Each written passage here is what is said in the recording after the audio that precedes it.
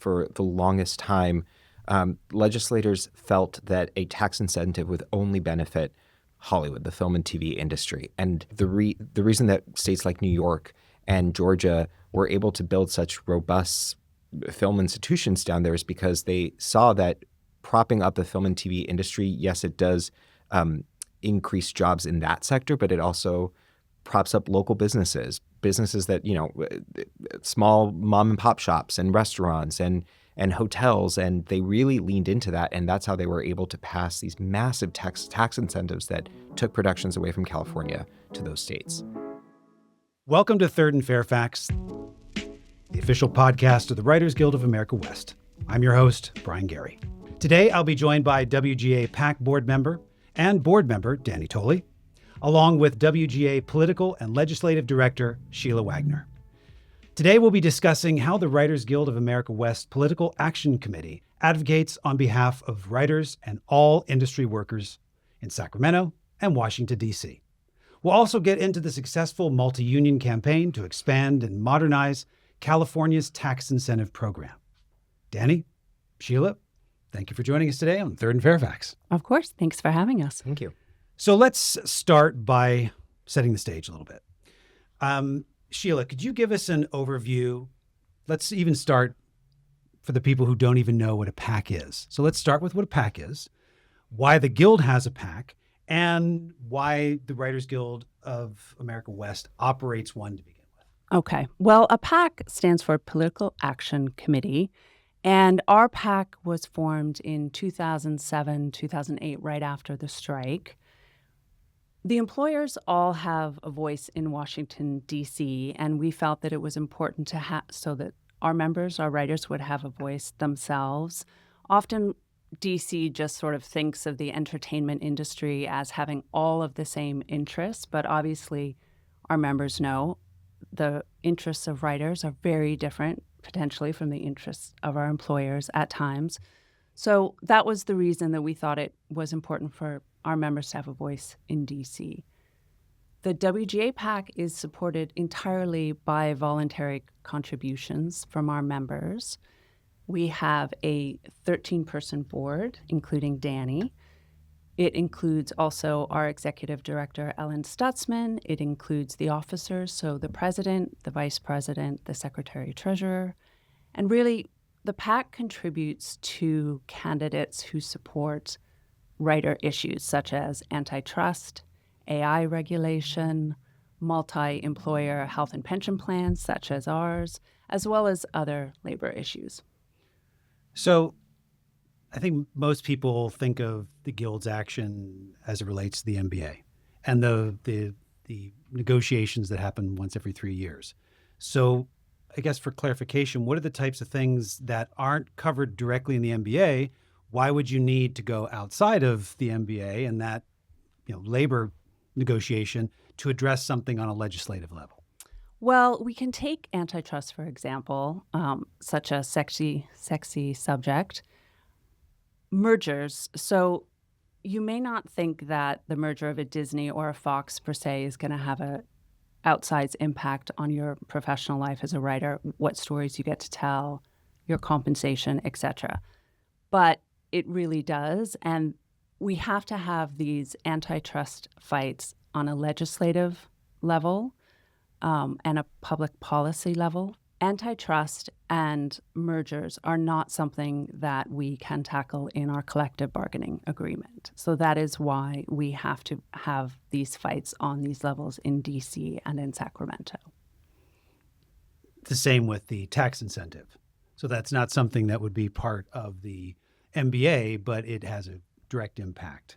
Like Exactly. Consolidation does of the companies, any incentive in which would incentivize production, jurisdictional subsidies, et cetera. Exactly. Got it. I mean, AI regulation is something that we, looking at Danny, AI regulation is something that we do have as part of our MBA. It was a big factor in our strike in 2023, but it was just a start, what we gained in 2023. We hope to build on it, certainly in our future MBA negotiations. But there's a lot we hope to do at the federal and state level as well in terms of AI regulation. Got it. So, Danny, you're a board member. You're a member, as Shelagh just said, of the PAC. But I think people also need to understand you're a writer. Yes. Yeah, you were a writer before any of this, before you volunteered. Mm-hmm. Let's always remember the people who serve on the board or the people who are officers of the board, they volunteer their time because they're members. So you're a member who became involved in the guild leadership. What made you enter the realm of the Political Action Committee, as well as all the number of other things you're doing, in addition to being a professional writer? So I joined the WGA West as a TV writer almost over a decade ago.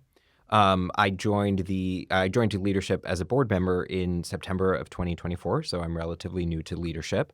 But then something seismic happened the first week of November 2024, and a new administration came to power, and there was this blueprint for how they wanted to deal with unions, and there was a very anti-labor and anti-union narrative in this blueprint. And so I brought my concerns up in our monthly board meeting, and Alan Stutzman, our executive director, was like, you should talk to Shelagh Wagener. And then she just left it at that. And I've known Shelagh since the start of my career. She was my first staff organizer. And so we got on the phone, we reconnected. I sort of shared with her where my career has been these last 10 years. I talked about how I'm primarily a TV writer, and my experience on set really helped me climb the ranks and get to where I am in my career today. But I had concerns about runaway productions.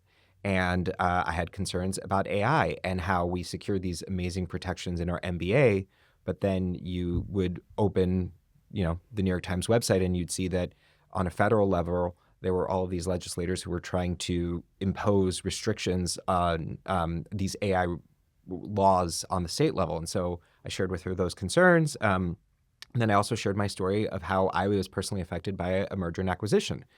And I could feel the light bulb turning on over Sheila's head over the phone. And she said, well, do you want to get involved with the PAC?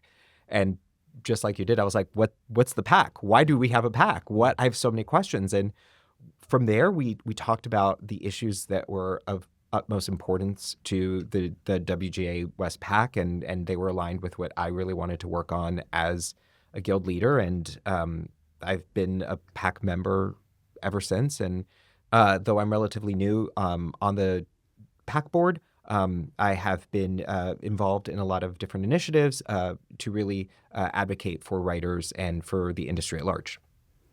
So I think a lot of people, when they think of PACs, lobbyists, they think of DC. They think of DC first. But let's turn our attention to Sacramento. So what's been going on, on the local level, local in our state, and if there's any other kind of local down to the city, if you guys take any interest in city, let's start there, and then we can make our way to DC. But let's begin with Sacramento. Mm-hmm. What's been going on there? Well, a lot has been going on in Sacramento, and Danny will talk about his visit up there with me. So in October of 2024, so almost a full year ago, Governor Newsom announced that he wanted to increase the film and television tax incentive from $330 million annually to $750 million annually. As soon as he did that, it was a all-hands-on-deck fight to get this into what then became, after November 2024, a very difficult time budgetarily for California, a difficult time politically for a lot of the country. So in early 2025, we joined with the Teamsters, DGA, SAG-AFTRA, AFM, IATSE, and the laborers in the Entertainment Union Coalition, known as the EUC, primarily to fight to get this increase to the California film and TV tax incentive.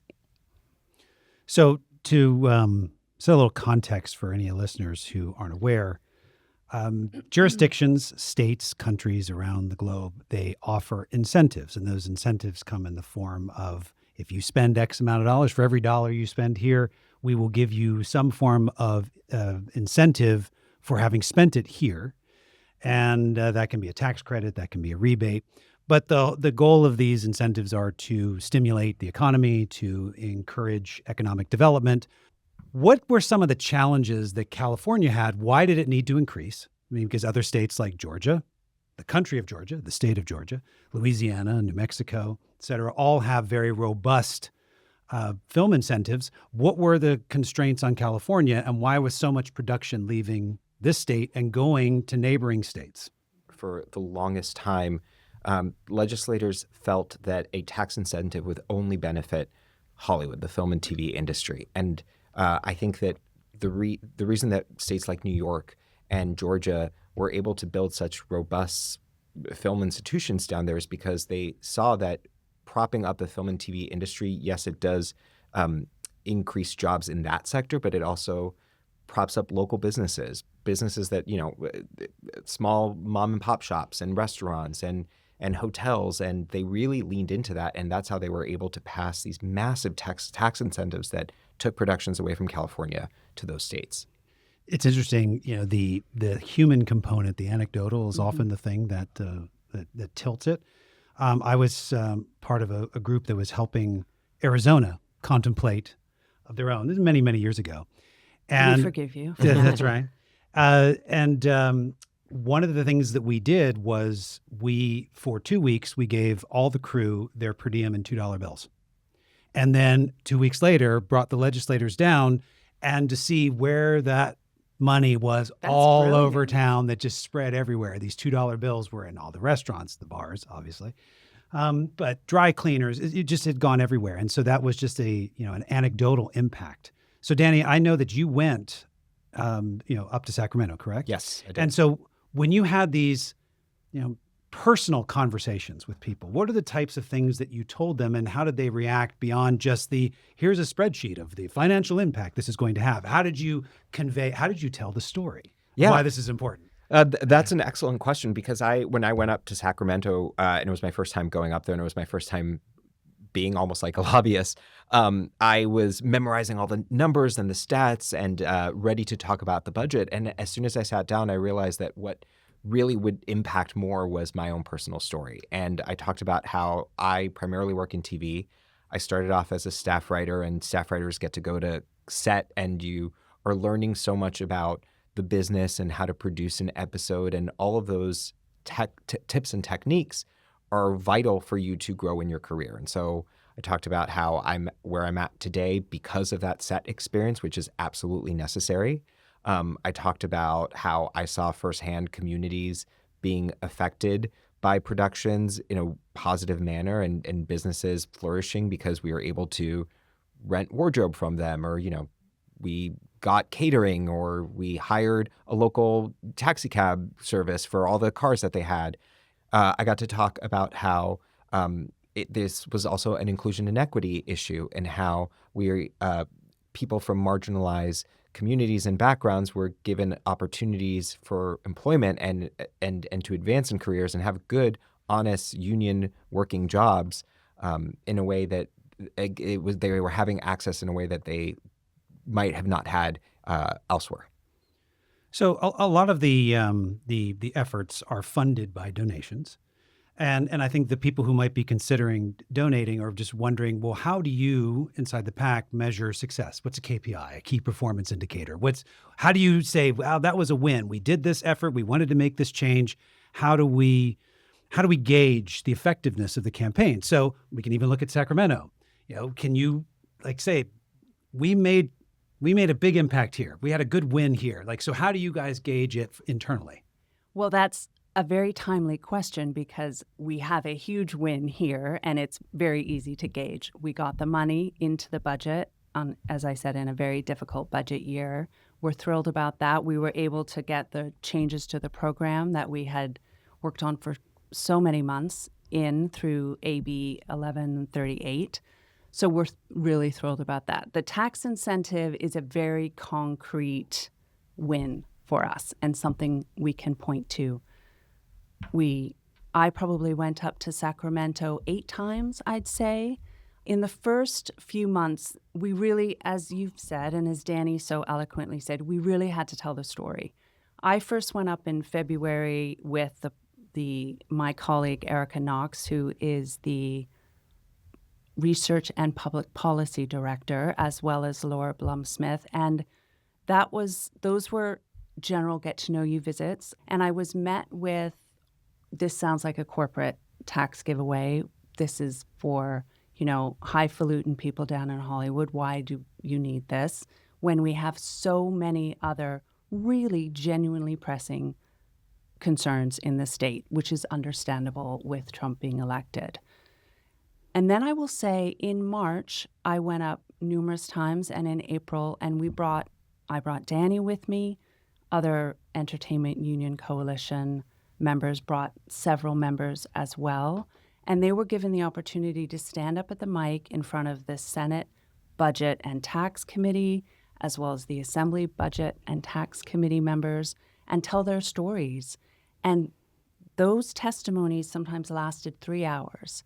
And all the legislators sat there and listened to their stories. And it was a marked difference from February to April about how people understood why this money was needed to keep middle-class jobs in California and so that people could support their families.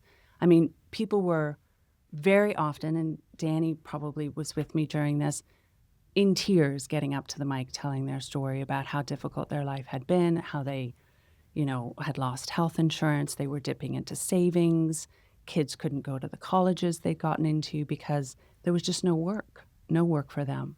So when I would go back at the very tail end of the fight to meet with leadership in a very targeted manner, I was repeatedly told by the legislators in Sacramento that hearing the personal stories from our members and from the other unions made all the difference. And they understood what was at stake about keeping this industry in California and how dire the situation was, and they needed to act to keep it here. So then, go ahead. You were going to add something? I shared a TMI story at one of these sessions where I worked on a show. And you're about to share it here. And I'm about to share it here for all Yeah. of us. I worked on a show that shot in Santa Fe, New Mexico, and I had the pleasure and privilege of going to set to produce numerous episodes. And on the tail end of a season, I kept getting extended. The showrunner wanted me to stay to produce more and more and more. And it was putting a real strain on my marriage. And so finally I said to my husband, come out for a couple weeks and we'll basically shack up in this hotel room. And we sort of lived in Santa Fe for almost a month. And it got to a point where we fell in love with the town and the people and the businesses. And we had not purchased a home in LA yet. And so we started looking around and we're like, maybe we could move to Santa Fe. There's a growing industry. Sound stages are propping up. Productions are coming in from California. We could build a life here. And when I started sharing this story with legislators, you can sort of see the dollar signs disappearing from the state of California. And then they immediately got it. They're like, we don't want that. We want Californians to work and to live in this state. And if a tax incentive program like the one that we've been advocating for would do that, then I think that is where those people who were a little bit hesitant to support the campaign started to get on board. And I will say something that the Sacramento legislators really understood and appreciated hearing was the notion that in order to support your family, you have to go somewhere else for extended periods of time, and you're not home with your kids. And that hit home with them because a lot of them, obviously, they live all across California and they have to go to Sacramento during the week. They're away from their families. And so hearing that story and I think putting themselves in the shoes of our members really made a difference for them. So Danny, you said you're relatively new to leadership and you jumped right into one board and now two boards.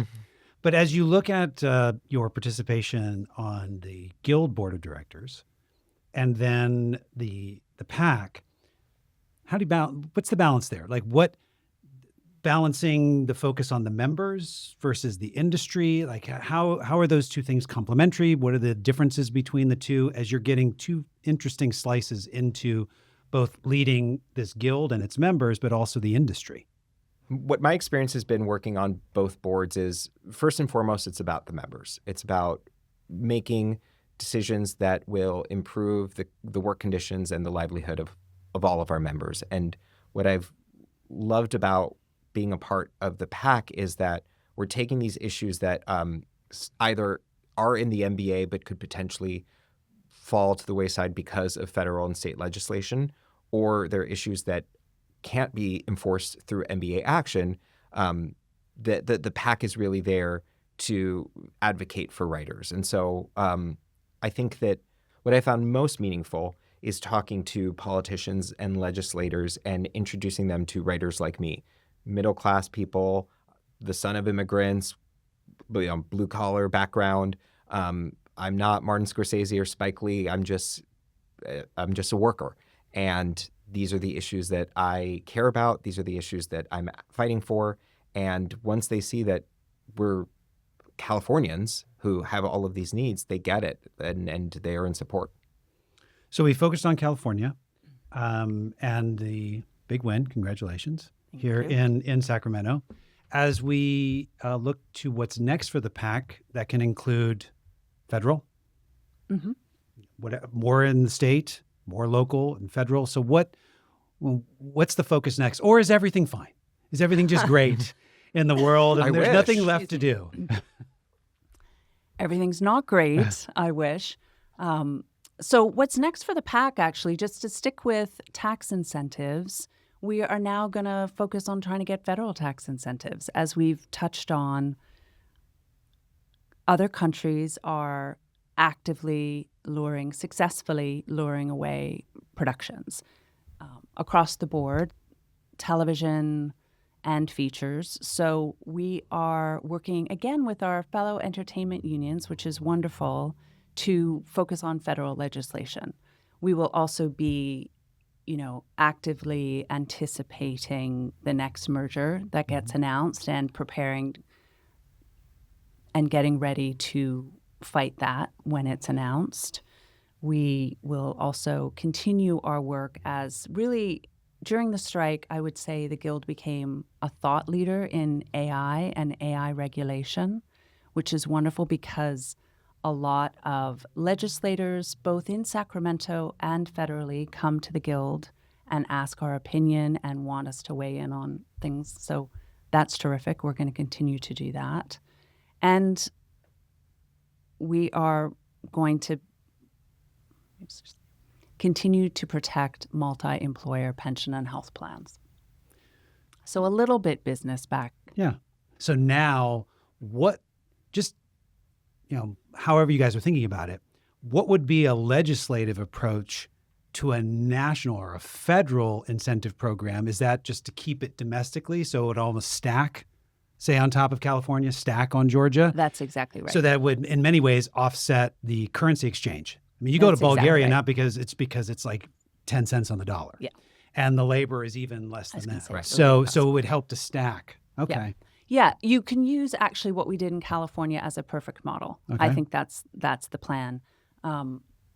Legislation is currently being written. It is written for a federal tax incentive. We're looking for bipartisan support at the moment. And it will exactly, as you describe, it will be stackable in terms of whatever you can get in California. We'll say California first, or Georgia, or Texas, or anywhere else, or Arizona. They're trying. They're trying, yeah. So yes, we just plan on attempting to use the model we just used in California. So I think I'm correct in saying the only way that you can participate in the PAC is if you've become a board member and then a board member of the PAC, just like Danny. That's the only way, right? No, I'm just kidding. I'm joking. So obviously, people who are listening, there are many ways in which you can get involved with the Guild.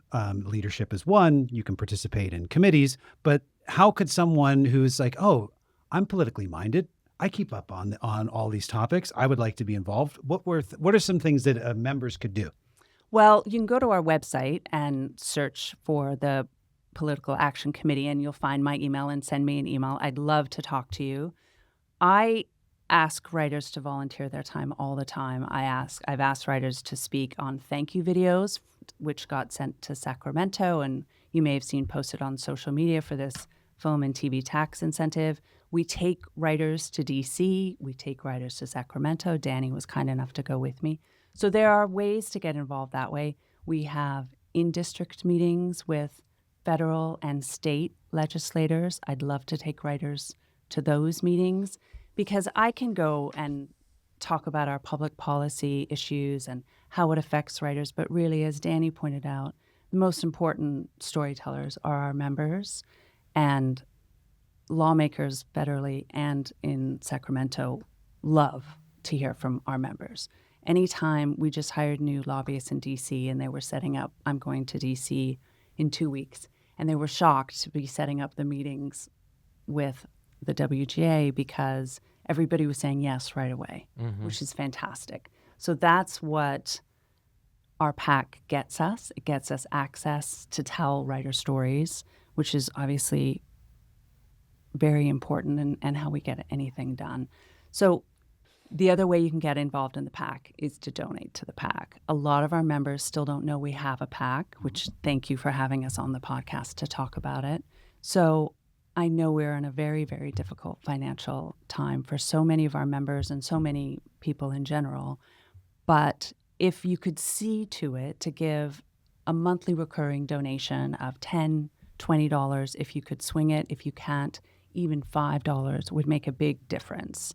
So really, when you ask what's next for the PAC, we're going to be turning to fundraising. I'm looking at poor Danny because he's going to be helping with that, as well as our other PAC board members, so that we can, contribute in a meaningful way in the 2026 midterms, both at the state level, both at the state level and the federal level.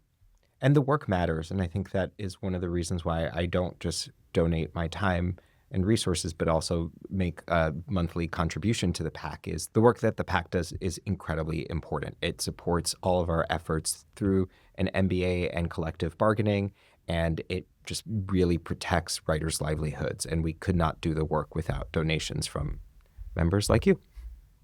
And I will say a PAC donation works in exactly the same way as a collective bargaining, in that a donation that you give to a candidate individually of $25 is wonderful, and continue to do that. But if you give $5, $10 monthly to the PAC, that enables the PAC to give a $5,000 donation to a candidate who then, when we go to DC and we take members, will take that meeting with us. And we'll hear from members how impactful a merger between two employers is and how that impacts their compensation, the stories they can tell. It just enables us to get into the room to tell writers' stories. From a recurring donation standpoint, it would also seem that, the flashpoints of this legislation, of going and speaking, that those become, these moments that get, they get some press, they get some focus. However, it's all of that work that happens in between. We recently had a meeting with an FCC commissioner who came to Guild headquarters, and she got to meet writers and Shelagh and more researchers in our public policy department. And we talked about the pending Paramount Skydance merger. We talked about the Disney-Fox merger and acquisition, and just sort of sharing our concerns in addition to losing out on jobs, but also free speech and the suppression of voices. And she really heard our concerns. And I don't think that she was really joking when she said, well, I've got a meeting now at Paramount, so I'm going to bring up these concerns. And the fact that we were able to sit across from somebody in a federal position, and then 30 minutes later, she was going off to another meeting with the studio, I think speaks volumes to the type of work we do and how important and vital it is. So you bring up the FCC, and obviously the FCC covers a whole host of categories, not just related to these mergers. So are there other things that you are looking into as it would relate to the industry, the FCC, the regulations, both from a federal and state level? So not only do we look at AI regulation from a state and federal level, but we also are involved in AI regulation legislation and discussions on a global level. Recently, we met with members of the European Union to discuss AI regulations and what we were able to win in the MBA. They were interested to hear from our members about how AI affects them in their writing, and Danny was there, so maybe Danny wants to talk about that a bit. We got to speak to members of parliaments from Spain, France, Bulgaria. They were very curious to hear about the AI protections that we won coming out of the strike, They wanted to know why writers were so concerned about generative AI in their in the industry. I shared my story and how I'm very concerned with how studios will force me to use AI prompts and withhold copyright, and how it was very important that we had these guardrails in the NBA. And we talked a lot about copyright because copyright is very different in the United States than it is in the European Union. And then I also shared with them how my employment is how I get health and pension. And that is something very different that doesn't occur in the European Union. And so for them to hear that this AI issue is not just a issue of ownership, but also about our livelihood was incredibly important for them to hear. Well, this has been a fascinating conversation, especially I think we're going to expose the PAC to a lot of members and a lot of people who didn't realize that the Guild is that active outside of just the NBA negotiations that do get a lot of press.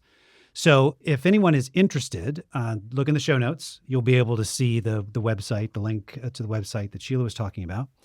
But this has been a fascinating conversation. Shelagh Wagener, thank you. Thank you. Danny Tolli, double board, board squared. Thank you. Thank you for joining us. And thank you, as always, for joining us here in the studio, in this lovely studio here on 3rd and Fairfax, in the actual intersection of 3rd and Fairfax. I've been your host, Brian Gary. Thanks for listening. Thanks for listening to this episode of 3rd and Fairfax. You can listen and subscribe to 3rd and Fairfax on Spotify, Apple, and Libsyn, and watch us on the Writers Guild of America West's YouTube channel. Also check out writtenby.com, the Guild's online publication, for more on writer craft, career, and union life. Thanks for listening, and see you next time.